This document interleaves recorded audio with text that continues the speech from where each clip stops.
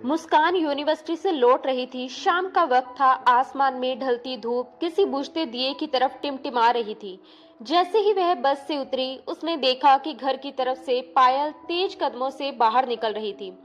उसके चेहरे पर हवाइयां उड़ रही थी। आंखों में डर और घबराहट साफ झलक रही थी। मुस्कान कुछ पल के लिए ठिठक गई। पायल दीदी इस वक्त यहाँ और इतनी परेशान क्यों लग रही हैं? उसके मन में सवालों की झड़ी लग गई। घर पर इस वक्त पापा भी नहीं थे, सिर्फ नेहा दीदी थी। उसका दिल अनजाने डर से तेज धड़कने लगा। जब तक वह अपने दरवाजे तक पहुंची, तब तक पायल अपनी गाड़ी में बैठकर अगले मोड़ पर गायब हो चुकी थी। मुस्कान की निगाहें उसकी गाड़ी के पीछे गुम होती रही। एक सिरहन उसके पूरे जिस्म में दौड़ गई। वह तेजी से घर की ओर बढ़ी, लेकिन जैसे ही उसने दरवाजा खोला, उसकी आंखें फटी रह गई। नेहा दीदी फर्श पर गिरी हुई थी। चेहरा पीला पड़ चुका था। एक हाथ पेट पर था और दूसरा टेबल के कोनों को थामे हुए वह उठने की कोशिश कर रही थी। दीदी, मुस्कान चीखते हुए उनकी तरफ भागी। दीदी, क्या हुआ आपको? क्या आप ठीक तो है ना? नेहा दर्द से तड़प रही थी। आवाज टूटी टूटी सी थी। मुस्कान, एम्बुलेंस को कॉल करो, बहुत दर्द हो रहा है। मुस्कान, मैं मर जाऊंगी। मुस्कान के हाथ कांपने लगे। दीदी नहीं, आपको कुछ नहीं होगा, मैं हूं ना। मैं जीजू को फोन करती हूँ। नेहा ने सिर हिलाया। नहीं मुस्कान, राजवीर शहर में नहीं है, उन्हें फोन करने से कोई फायदा नहीं। तुम बस एम्बुलेंस बुलाओ। मेरा बच्चा, मुस्कान मेरा बच्चा। ये कहते कहते उनकी आंखें बंद होने लगी। दीदी दीदी, आंखें खोलिए। मुस्कान चिल्लाती रही। उसने तुरंत एम्बुलेंस को कॉल किया और रोते हुए उनका सर अपनी गोद में रख लिया। कुछ ही देर में एम्बुलेंस की आवाज गूंज उठी। मुस्कान ने किसी तरह उन्हें स्ट्रेचर पर चढ़ाया और अस्पताल तक साथ गई। इमरजेंसी में डॉक्टरों ने तुरंत नेहा को अंदर ले लिया। मुस्कान दरवाजे के बाहर खड़ी थी। आंखों से आंसू रुक नहीं रहे थे। थोड़ी ही देर में उसके पापा भी ऑफिस से भागते चले आए। नेहा की सास इंदुजी और देवर सुनील भी वहां पहुंच चुके थे। पूरे अस्पताल में तनाव छा गया था। सबको मालूम था कि ये मामला किसी आम परिवार का नहीं है, क्योंकि राजीव आहूजा इस शहर का बड़ा बिजनेसमैन टाइकून था। नेहा वही थी जो आहूजा खानदान को वारिस देने वाली थी। अब हालात नाजुक थी। माँ और बच्चा दोनों की जान खतरे में थी। मुस्कान के कांपते होठों से सिर्फ एक ही बात निकल पा रही थी, भगवान मेरी दीदी और उनके बच्चे को बचा लीजिए। मुस्कान, ये सब कैसे हुआ? इतनी बड़ी लापरवाही नेहा कैसे कर सकती है? उसे तो पता था ना कि उसकी कोख में हमारे खानदान का अंश पल रहा है, फिर भी इतनी बड़ी लापरवाही कैसे हो गई? इंदु जी की आवाज में दर्द, गुस्सा और हैरानी तीनों एक साथ झलक रहे थे। मुस्कान के होठ थरथरा उठे। उसकी आंखों से आंसू झरझर बह रहे थे। मुझे नहीं पता आंटी, सच में नहीं पता। उसकी आवाज फटी हुई थी। मैं यूनिवर्सिटी से आई तो दीदी जमीन पर दर्द से तड़प रही थी। मैं कुछ नहीं जानती कि उनके साथ क्या हुआ था। मैं तो बस उन्हें संभालने की कोशिश कर रही थी। उसने रोते हुए अपने चेहरे को दोनों हथेलियों में छुपा लिया। इंदु जी वही माथा पकड़कर पास की कुर्सी में बैठ गई। उनकी आंखों से आंसू नहीं, पर एक गहरी थकान टपक रही थी। चारों ओर खामोशी पसरी थी। बस अस्पताल के गलियारे में लोगों की हल्की आवाजें और मॉनिटर की बीप सुनाई दे रही थी। 3 घंटे तक सब लोग बाहर बेचैनी से बैठे रहे, हर मिनट उम्मीद और डर के बीच झूलते हुए। और फिर आखिरकार डॉक्टर बाहर आए। उनके चेहरे पर थकान और आंखों में बोझिलपन था। डॉक्टर ने धीमी आवाज में कहा, हमने बहुत कोशिश की, माँ को तो बचा लिया गया, लेकिन बच्चा अब नहीं रहा। ये शब्द जैसे किसी ने दीवार पर हथौड़ा मार दिया हो। मुस्कान की आंखों से आंसू बह निकले। इंदु जी ने सिर झुका लिया और नेहा के पिता संजय जी के होठों से एक दर्द भरी आह निकली। 5 महीने की प्रेगनेंसी थी वो बच्चा जिसकी हलचल नेहा हर रोज महसूस करने लगी थी, जिसका हर पल वो सपना देखती थी, जिसके लिए पूरे घर में तैयारियां हो रही थी। अब वो नन्हा वजूद हमेशा के लिए ठंडा पड़ चुका था। उसी वक्त तेज कदमों की आवाज गूंजी। अस्पताल के गेट से राजीव अंदर दाखिल हुआ। चेहरा पसीने से भीगा हुआ, आंखों में डर और बेचैनी थी। डॉक्टर, नेहा कहाँ है और मेरा बच्चा कैसा है? वह एक ही सांस में सब बोल गया, लेकिन डॉक्टर के होठों से निकले हुए शब्दों ने उसकी पूरी दुनिया उजाड़ दी। आपकी पत्नी अब सुरक्षित है, लेकिन बच्चा नहीं बच पाया। राजीव कुछ पल तक वहीं खड़ा रहा। आंखें फैल गई जैसे किसी ने उसकी सांसें खींच ली हो। फिर वह डगमगाते हुए पीछे की कुर्सी पर गिर गया। उसके हाथ कांप रहे थे, आंखें सूनी थी। उसे समझ नहीं आ रहा था कि यह सपना है या सच्चाई।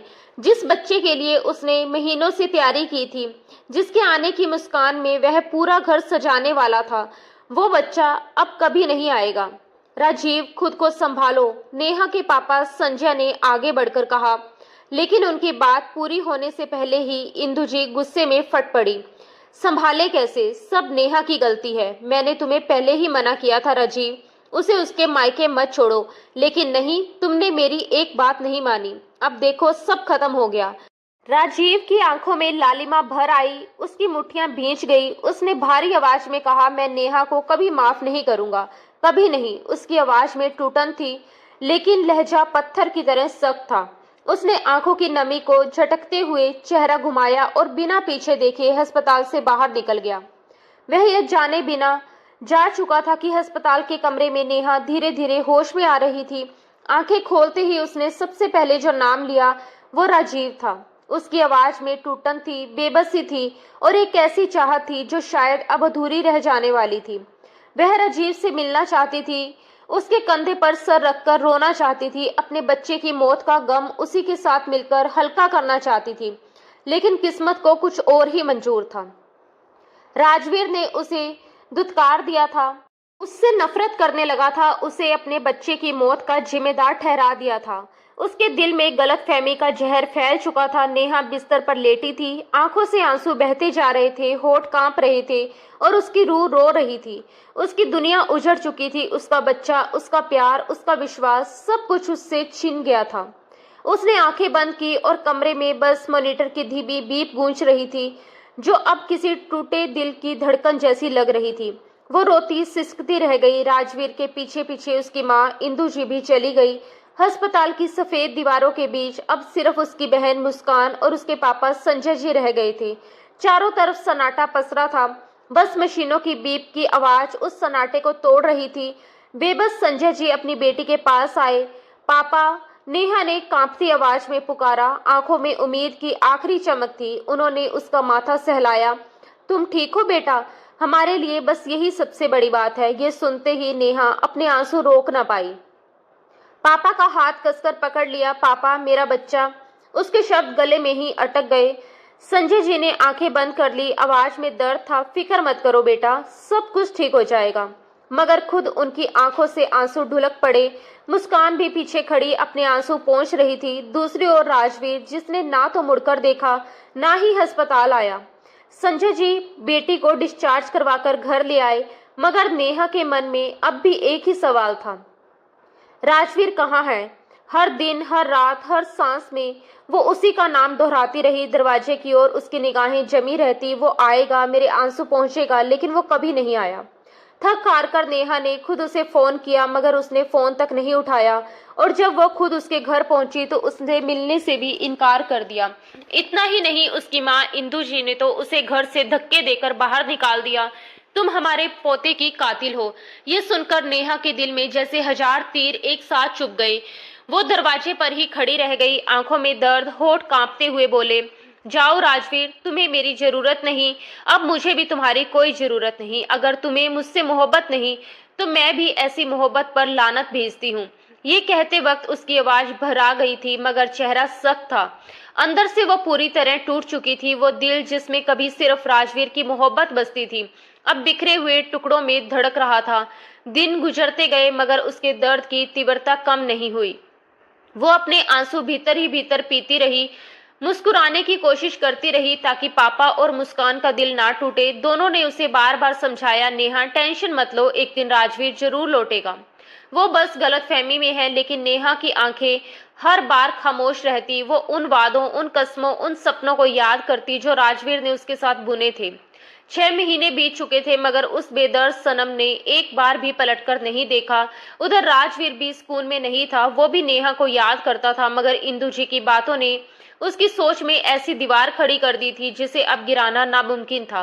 उन्होंने गलतफहमी के बीज को इतना खाद पानी दिया था कि अब वो एक घना पेड़ बन चुका था, जिसकी छांव में प्यार के लिए कोई जगह नहीं बची थी। और अब जब उन्हें मौका मिला, उन्होंने ठान लिया कि वो अपने बेटे की शादी अपनी सहेली की बेटी और राजवीर की बचपन की दोस्त पायल से ही करवाएगी। उस दिन दफ्तर का माहौल गंभीर था। राजवीर अपनी मीटिंग में डूबा हुआ था। जब दरवाजे पर खट की हल्की सी आवाज हुई, उसने सिर उठाया और सामने का नजारा देखकर उसकी सांसें थम गई। कमरे में मौजूद सबकी निगाहें दरवाजे की ओर टिक गई और वहां खड़ी थी नेहा। 6 महीने बाद उसे यूं सामने देखकर राजवीर के लब खुद ब खुद रुक गए। काली फ्रॉक में सोगवार हुस्न, रोई हुई आंखें, फीकी मुस्कान, उसके चेहरे पर दर्द और गरिमा दोनों का अजीब संगम था। राजवीर ने उसे ऊपर से नीचे तक देखा और एक पल के लिए जैसे सारी दुनिया थम गई, हवा भी रुक गई। बस उन दोनों के बीच एक अधूरा प्यार, एक अधूरा रिश्ता और बहुत सारी खामोशियां बाकी थी। मुझे आपसे बात करनी है, वो रहस्य लहजे में बोली, आवाज धीमी मगर ठोस थी। Excuse me, meeting is over, Rajveer ने ठंडे अंदाज में कहा और वहां मौजूद सभी मेंबर्स को बाहर जाने का इशारा किया। कुछ ही पलों में कमरा खाली हो गया। अब वहां बस 2 लोग थे, एक वो जो टूटी थी और दूसरा जो टूटने से बचने की कोशिश कर रहा था। राजवीर ने मेंबर्स के जाते ही अपनी सख्त निगाहें नेहा पर डाली, जबकि नेहा कुछ सेकंड उसे देखती रही।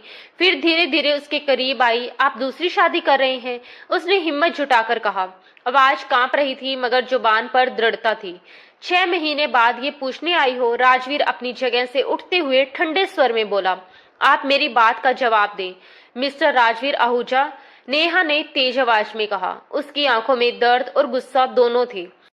उसके जिस्म से उठती वही उसकी पसंदीदा खुशबू हवा में फैल गई थी। 6 महीने बाद भी वो खुशबू राजवीर के दिल की धड़कनों को अस्त व्यस्त कर रही थी।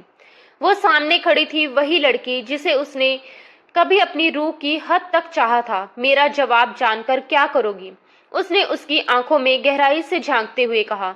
जो पूछा है उसका सीधा जवाब दीजिए, नेहा ने थरथराते लहजे में कहा। अगर मैं कहूँ हाँ कर रहा हूँ दूसरी शादी, राजवीर की ठंडी आवाज ने कमरे की हवा जमा दी। उसके शब्द सुनकर नेहा के होठ सूख गए, दिल की धड़कन जैसे थम गई। आप मुझे सजा दे रहे हैं? वो धीमी सांस लेते हुए बोली। सजा? सजा तो हम दोनों के लिए है और शायद अब सारी जिंदगी ये सजा हमें झेलनी पड़ेगी। राजवीर की आवाज में अब थकावट थी। मैं आपकी बीवी हूँ राजवीर, आप मेरे साथ ऐसा नहीं कर सकते, ये बेवफाई है। उसके आंसू अब उसकी पलकों से ढुलक चुके थे। बीवी हो इसलिए यहाँ खड़ी हो और सवाल करने की हिम्मत है, वरना तुम्हारी जगह कोई और होता तो अब तक। राजवीर की बात अधूरी रह गई। उसने चेहरा फेर लिया और बस इतना कहा, घर जाओ। नेहा वहीं जड़ सी खड़ी रह गई। उसे यकीन नहीं हुआ यही वो आदमी था जो उसे दीवानों की तरह चाहता था, जिसकी हर सुबह उसकी मुस्कान से शुरू होती थी और हर रात उसकी बाहों में खत्म। और आज वही शख्स उसे देखना तक नहीं चाहता। इन 6 महीनों में वो कितना बदल गया था। उसकी आंखों में अब मोहब्बत की जगह सिर्फ ठंडापन था। एक गलती, बस एक गलती ने उसकी पूरी जिंदगी उजाड़ दी थी। आंखों से बहते आंसुओं ने उसकी आखिरी उम्मीद भी तोड़ दी। मैं नहीं जाऊंगी, उसने सख्ती से कहा। आपने 6 महीने से मुझसे राब्ता खत्म कर रखा है, ना मिलते हैं ना बात करते हैं। क्या सारा कसूर मेरा ही था? क्या सजा सिर्फ मुझे ही मिलेगी? अब उसकी आवाज दर्द से कांप रही थी मगर उसमें साहस भी था। राजवीर ने उसकी ओर देखा, आंखों में गुस्सा और टूटन दोनों थे। हाँ, तुम ही कसूरवार हो, तुम्हारी वजह से सब कुछ हुआ, तुम्हारी वजह से मेरा बच्चा। वो यकायक रुक गया, शब्द गले में अटक गए। नेहा ने उसके चेहरे पर गुस्से की तीव्र लकीरें देखी, अपने आंसू पोंछे और कड़क आवाज में बोली। तो अब आप इस बात की सजा मुझे देंगे? ठीक है, कर दीजिए दूसरी शादी, मगर दूसरी शादी से पहले आपको मुझे छोड़ना होगा। राजवीर का चेहरा सख्त हो गया। अपनी जुबान संभालो नेहा, अगर दोबारा ऐसी बात मुंह से निकाली तो जान ले लूंगा तुम्हारी। उसने गुस्से में नेहा का बाजू पकड़कर झंझोरा। एक पल को दोनों की आंखें आपस में टकराई, जैसे आग और पानी का संग्राम हो। आप खुद किसी और को अपनी जिंदगी में शामिल कर ले और चाहते हैं मैं आपके नाम पर अपने बाप के घर बैठी रहूं? ऐसा कभी नहीं होगा मिस्टर राजवीर आहूजा। दूसरी शादी से पहले आपको पहली शादी खत्म करनी होगी। नेहा ने बिना डरे उसकी आंखों में आंखें डालते हुए कहा। राजवीर हंसा नहीं, बस गुस्से से बोला, तुम्हारी इतनी औकात नहीं कि मेरे नाम से खुद को अलग कर सको। याद रखो। वह उसके बेहद करीब आया। चेहरे से कुछ इंच की दूरी पर उसकी गर्म सांसें नेहा के चेहरे से टकराई। लगता है तुम भूल गई हो राजवीर आहूजा को, उसने धीमे मगर डरावने लहजे में कहा। मैं कुछ नहीं भूली, लेकिन आप सब भूल गए हैं। मेरा गुनाह क्या इतना बड़ा था कि इतनी सख्त सजा दे रहे हैं, और अगर सजा देनी है तो फिर दोनों को मिलेगी। नेहा ने गुस्से में अपना हाथ छुड़ाते हुए दरवाजे की ओर कदम बढ़ाए। राजवीर ने गुस्से में अपने बालों में हाथ फेरा और उसके पीछे लपका। नेहा दरवाजा खोलने ही वाली थी कि उसने आगे बढ़कर दरवाजे को लॉक किया और उसे दीवार से सटाते हुए अपने दोनों हाथ उसके दोनों ओर रख दिए। उसका चेहरा नेहा के बेहद करीब था, इतना कि नेहा उसकी सांसों की तपिश महसूस कर रही थी। लगता है तुम अपनी जान देने पर तुली हो। अगर अलग होना चाहती हो तो ठीक है। राजवीर आहूजा तुम्हें खुद से जुदा कर देगा। तुम मेरी मोहब्बत के लायक ही नहीं थी। गेट आउट, उसने हर शब्द पर जोर देते हुए कहा और पीछे हट गया। उसकी बात सुनते ही नेहा के दिल पर जैसे कोई बिजली गिरी। उसकी आंखों से आंसू बह निकले। वो समझ गई कि अब सब खत्म हो गया है। वो शख्स जो उसकी जान था, अब वही उसकी रूह से जुदा हो गया है। बिना कुछ कहे उसने दरवाजा खोला और बाहर निकल गई। राजवीर वहीं खड़ा रहा, बस उसे जाते हुए देखता रहा। बाहर सड़कों पर नेहा की कार बेतहाशा रफ्तार से दौड़ रही थी। 2 बार उसका एक्सीडेंट होते होते बचा, पर उसे परवाह नहीं थी। घर पहुंचते ही वह बिस्तर पर औंधे मुंह गिर पड़ी और बेकाबू होकर रोने लगी। आंखों के सामने वही लम्हे घूमने लगे जब उसने पहली बार बताया था कि वो प्रेग्नेंट है, और राजवीर मुस्कान से पागल हो उठा था, जैसे सारी दुनिया ही खुशियां उसे मिल गई हों। मगर एक गलती, बस एक गलती ने सब छीन लिया। उसका घर, उसका पति, उसकी ममता, और सब खत्म। उधर घर पर इंदु जी सुनील से कह रही थी कि सुनील, मैंने कितनी बार कहा है मोनिका को